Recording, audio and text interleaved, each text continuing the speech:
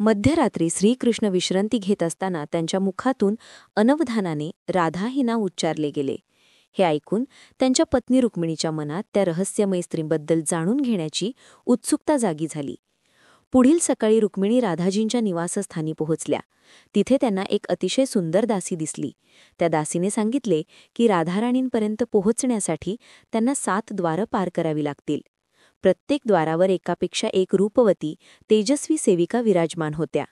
हे दृश्य पाहून रुक्मिणी अचंबित झाल्या आणि मनात विचार करू लागल्या, जर दास्या इतक्या अलौकिक आहेत तर स्वयं राधाराणींचं सौंदर्य किती अद्भुत असेल. शेवटी जेव्हा त्याने राधाजींना पाहिले तेव्हा त्यांच्या दिव्य तेजाने आणि अप्रतिम सौंदर्याने रुक्मिणी मंत्रमुग्ध झाल्या.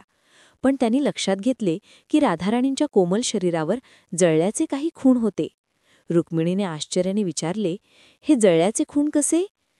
तेव्हा राधाराणी रहस्यमय स्मित करून म्हणाल्या, काल रात्री तुम्ही प्रेमपूर्वक श्रीकृष्णांना गरम दूध दिले होते. त्यांनी ते दूध आपल्या हृदयाशी लावले आणि मीच तर त्यांच्या हृदयात वास करते.